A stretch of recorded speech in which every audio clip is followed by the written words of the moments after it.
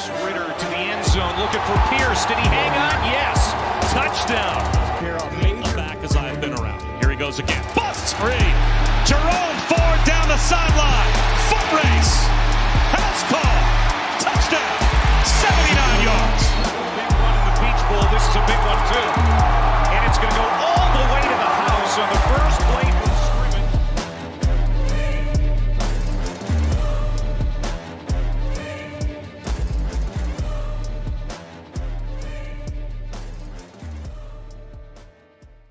Bearcat Blitz on the Believe Network. I'm your host, Russ Eltman of Cincinnati Bearcats on SI, welcoming everybody into another edition of the show. We'll have my co-host Neil Meyer of the frontofficenews.com joining me very shortly. We are presented by FanDuel Sportsbook, where my Boilermakers went out of the NCAA tournament over the weekend, and it looks like it's going to be chalk unless the UConn Huskies continue to dominate in the Final Four like they historically have throughout their program history. What a weekend in college basketball in terms of the Sweet 16 and the Elite Eight. And now we are ready for the Final Four this coming weekend. Only 4 teams left on the odds board. Illinois at plus 450, Connecticut at plus 650, and your clear 2 top projected champions, Arizona at plus 180, and the number 1 odds on the board, Michigan at plus 150. You can do national title exact results.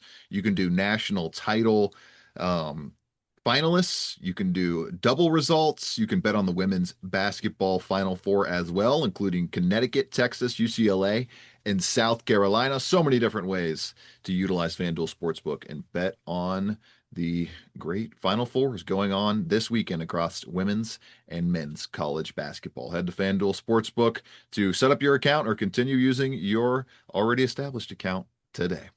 Coming up on this episode of Bearcat Blitz, things slowed down a little bit. We are kind of going to take another look at spring football. Have not talked about spring ball much at all over the past couple of weeks, just with the fervor of Jerrod Calhoun and his hiring to be the new head men's basketball coach for Cincinnati. Then in the back half of the show, we'll kind of get to who is the biggest winner of the Jerrod Calhoun hiring. I'm not seeing many losers for Cincinnati in this setup with bringing in Jerrod Calhoun, but who's the biggest winner? We'll discuss that and more on this episode of Bearcat Blitz, presented by FanDuel Sportsbook after these messages.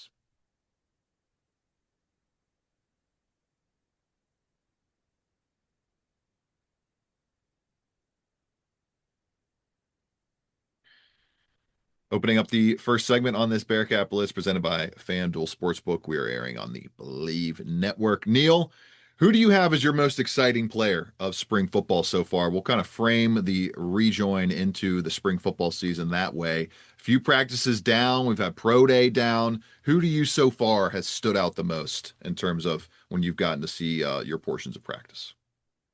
Yeah, I think for me personally, Russ, since I've only been able to make just about 2 practices so far due to prior obligations and whatnot. But I think the biggest thing for me to take away is I think that running back room could take a nice little step this year. Brian Payne has had a great spring, in my opinion. Zion Johnson as well.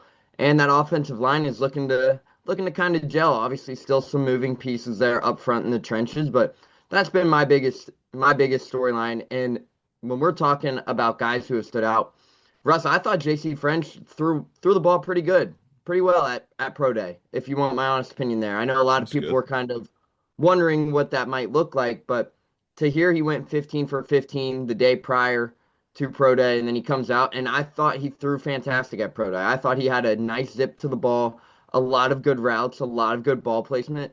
So those are my biggest takeaways right now. Obviously, I haven't got to see as much as you guys have, per se, but that's what I've been really focusing on. Now, obviously, the secondary, there's a lot of moving pieces. I've been impressed with Jasper Beeler, been impressed with some of those guys in the secondary as well, but haven't got to see much of those guys. But predominantly focusing was on the offense the 2 days I was there.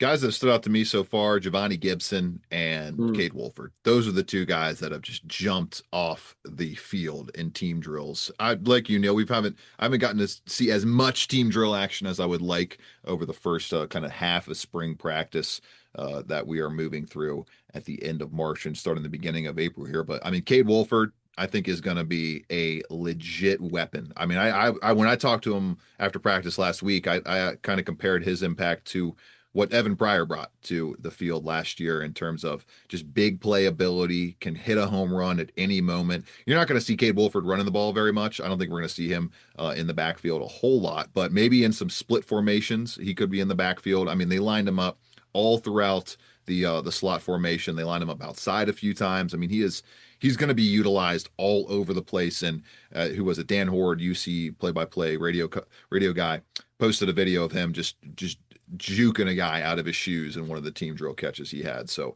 there's a lot of great potential for Cade Wolford, and I think he could have a big impact for Cincinnati. And then Giovanni Gibson as well. I mean, he's won so many different one-on-ones and team drills that I've seen so far. I believe just joined the program a little late in terms of practice last week. So he's just getting his feet wet, but immediately just stands out as a guy that is going to be right at the top of that wide receiver hierarchy with the likes of Isaiah Johnson, Malachi Henry, and Cade Wolford. Those are kind of your four horsemen in the wide receiver room that have really stood out to me so far. So I like what we're seeing there.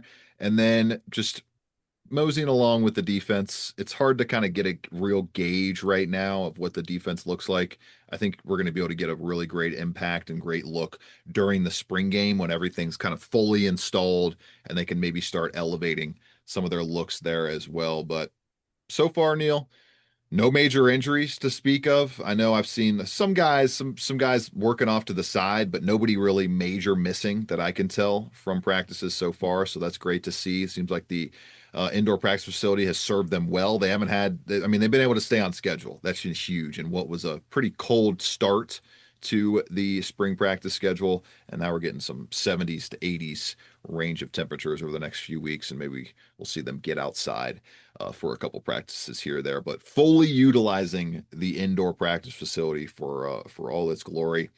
And I think it's been a solid spring so far, Neil. It's just, I mean, there's nothing I've seen, Neil, that makes me think, all right, this is going to be a 9, 10, 11 win team. It's still the same range for me of the floor, the bar to meet, of course, is win 6 games and get back to a bowl. But I don't know, Neil, I don't know that based on what I've seen so far that people should expect a continuance of Brendan Sorsby's impact offensively or an elevation across the roster that's going to bring them from 7 wins to 9 wins and 10 wins and in contention for the Big 12. And I mean, that's kind of borne out from what we saw. I saw a couple days ago, the ESPN, Bill Connolly from ESPN dropped his first S&P Plus numbers. Cincinnati, what do you know? In the 50s. They've been in the 50s, Neil. It feels like the last 3 years under Scott Satterfield, just the same, basically the same kind of team, same kind of roster, talent level that we're getting from this Bearcats team in 2026 as it was in 2025. Maybe a little slightly lower talent level at that. Yeah, and it's going to be interesting too, Russ, because obviously it's still early in the spring, still early to see what those numbers might be and what those metrics kind of play out to be. But for Cincinnati, like you mentioned, I'm glad you mentioned Cade Wolford and JV Gibson, Johnny Gibson, but those guys have been fantastic. And when you look at it, obviously that was a room that got just absolutely decimated at the end of the season. You lose Jeff Caldwell, you lose Cyrus Allen. Those are your top 2 guys on the outside. You're only really returning one guy who played significant minutes out there or significant snaps out there. So to see those guys come in and have an impact, and Cade Wolford, like you mentioned, Russ, he has such a unique frame and skill set that he's going to be able to impact this thing in many different ways. Now, you can use him in the run game, you can use him in the short game, but you can also split him out wide, like you mentioned. So that's going to be interesting to see. But for Cincinnati, I think the biggest thing is they just have to continue to stack days, right? And heading into this offseason, obviously new quarterback, a lot of different moving parts. You have Nick Cardwell and Pete Thomas taking over offensive coordinator duties. So there's a lot of moving parts right now for Cincinnati and Scott Satterfield. But it's going to be interesting to see what does this spring scrimmage look like here in the upcoming days, and then how does Cincinnati move forward as they attack summer ball. Yeah, looking at the SP Plus first initial ranking, Cincinnati right in the 50 range, ahead or just behind NC State and Northwestern, and just ahead of North Carolina, Kentucky, Mississippi State, Baylor, right in that kind of middle of the pack power conference range for projections. We'll see if they can buck that projection and shock the world and try to stack 9-10 wins and get in contention for the first time for a Big 12 title in the Scott Satterfield era or any era. They have never been a contender for the Big 12 title, just joining the league a few years ago, but good stuff and healthy stuff happening at spring practice over the first half of spring ball 2026. Let's get to a quick break, and then we'll get to our biggest winners of the Jerrod Calhoun hiring. He is hard at work with Corey Evans, putting together a staff and putting together targets for the transfer portal to attack in about a week's time. About a week from today, the portal opens and the fervor picks back up after a busy transfer portal season on the football side of things. All that coming up on Bearcat Blitz, presented by FanDuel Sportsbook, where you can bet on the national champion, as I mentioned, in the open here. Arizona plus 180 and just behind Michigan at plus 150 for the top two odds to win the national championship this coming, what does that be, Monday night, I believe, or Sunday afternoon, one of those days. And then Connecticut, it's plus 650. They have the longest odds. And Illinois at plus 450 right there. The Final Four, Monday night is when the national championship game is. Final Four on Saturday at 6, starting at 6. FanDuel Sportsbook, your place to bet on the college basketball national championship weekend. Final Four coming up for all of those squads. Head to FanDuel Sportsbook today to make your wagers on the upcoming games. Bringing you the biggest winner of the Jerrod Calhoun hiring after these messages.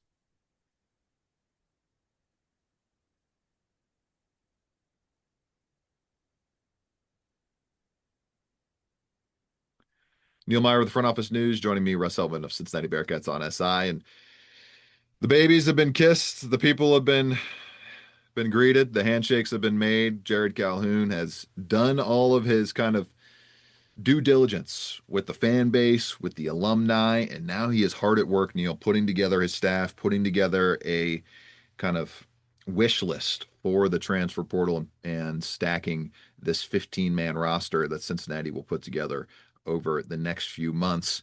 Biggest winner for me from the Jerrod Calhoun hiring, Neil, is John Cunningham. I think it's the biggest winner by far, in my opinion, because it was so easy. This was such a simple decision from the outside looking in. Obviously, we don't know how much they weighed different candidates, the likes of that, and how difficult it was to parse through your final two or your final three, including Jerrod Calhoun. But arguably, I mean, outside of Josh Schertz, arguably the clear-cut best candidate on the market. You make the decision to rally the boosters, rally the donors, and you convince them to get rid of Wes Miller while also negotiating a lower buyout with Wes Miller to ensure that he can go continue his own career and get that job at Charlotte. So all in all, the price tag on the buyout was much lower than it could have been on the Wes Miller side of things. And then you enter the fray of a coaching search in the best position possible. There's no Kentucky open. North Carolina wasn't open yet. Kansas pending right now. We don't know what's up with Bill Self, but that wasn't open yet. So Cincinnati was the clear best job on the market. They recognized that early on. They wasted no time getting rid of Wes Miller. They wasted no time working through that buyout and making sure that they weren't precluded from introducing Jerrod Calhoun or hiring him on or after April 1st. And then John Cunningham made the decision that the alumni wanted, that the fan base wanted, that I would say the media wanted. I mean, all across the board, Neil, I would say John Cunningham handled this about as well and as succinctly and efficiently as possible.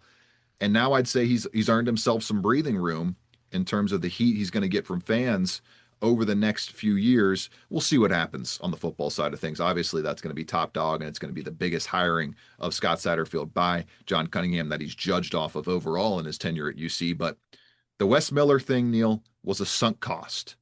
And he did not fall into the sunk cost fallacy of trying to run it back for one more season and seeing if luck would turn for Cincinnati. He recognized the moment. He recognized the standing of his program, of his athletics department, and where it stood across the rest of the country. And he struck while the timing was right, Neil. Biggest winner for me is John Cunningham and the way he quickly and succinctly and efficiently managed this hiring. Yeah, and I would have to agree with you there, Russ. Obviously, the biggest winner of this is John Cunningham. When you look back at how this whole Jerrod Calhoun situation played out, we talked about it on recent shows where Lenny Stokes joined our good friends Chad Brindle and the BCJ crew, said they knew this was something that could have been a possibility maybe back in November. We heard about it back late December, early January. So, I mean, for us, when things went right and you started to hear those rumblings, I mean, this was something that was going on for quite some time. And for Cincinnati and John Cunningham to get it locked down before Russ, this deal was done before Jerrod Calhoun even played that round of 32 game. Right. Maybe even played before that first opening game of the NCAA tournament. So overall, for them to keep it as quiet as they were and then be able to get the number one guy in the portal or in the coaching cycle, because when you look down, Russ, Josh Church wasn't leaving St. Louis. Let's be real. He wasn't leaving St. Louis. And for everyone who was talking about, oh, maybe the NC State rumors after Will Wade left. Yes, he met with NC State, but why would you leave right now, which you just got a 6-year, $22 million deal to go rebuild yet another program who's probably Russ going to be at their lowest they've been now following the Will Wade saga again. So, I mean, that move would have made no sense. And then on top of it, as you mentioned, Bill Self's still undecided on, hey, is he going to be returning next year, or is he going to retire amidst all these health rumors he has going on? So overall, I mean, props to John Cunningham for getting this thing done. And that's the biggest winner, right? Because they could have simply easily said, hey, we're gonna ride with Wes for one more year and then maybe see what things happen. But yeah, right. I mean, Neil, like what the luck was favoring that decision. Given the fact that Cincinnati was bottom 15 in luck and like every deep analytic luck metric you could find, but luck doesn't put butts in seats. Yeah, and then when you look down to it's just how things ended for Cincinnati. They made the move quickly. They had those conversations quickly, and then look, it's a new era, right? And an era where a lot of people are excited, a lot of alumni, a lot of donors, a lot of fans. They're back excited again, and obviously. You know the storyline with Jerrod Calhoun, a guy who was a Bearcat to begin with in his coaching days. So overall, it's an opportunity to come home. But overall, it's going to be interesting, Russ, to see how does this thing play out. And I know fans are fired up and excited for what Jerrod Calhoun is going to bring to Cincinnati. But like you mentioned, I do think this was probably the biggest hire for John Cunningham in this cycle because now it kind of alleviates all the pressure of looking, hey, at basketball and football, right? You get the basketball hire out the way, and now you got all eyes on football and then basketball once November comes around. So it's going to be a fun time this year. No doubt about it. And we'll see, like all things go well. This is the last major hire John Cunningham has to make at Cincinnati. We would love that to be the case. We would love to start covering Big 12 title contending football teams and Big 12 title contending basketball teams. If those things start to happen, then John Cunningham will not have to worry about hiring at his two most important slots on his staff in that athletics department. Exciting times for the Bearcats, to say the least. Exciting times here on Bearcat Blitz. John Cunningham, biggest winner of the Jerrod Calhoun hiring, in agreement on that. And then some exciting skill players in the mix for Cincinnati Bearcats football during the spring football portion of things. Big spring game open to the public, playing at noon on Saturday, April 18th. So ramping up and building up towards that big weekend here on Bearcat Blitz, presented by FanDuel Sportsbook. Have a great week, everybody. Talk to you again later on. 6, Ritter to the end zone, looking for Pierce. Did he hang on? Yes. Touchdown. Back as I've been around. Here he goes again. Busts free. Jerome Ford down the sideline. Foot race. House call. Touchdown. 79 yards. Big one in the Beach Bowl. This is a big one too.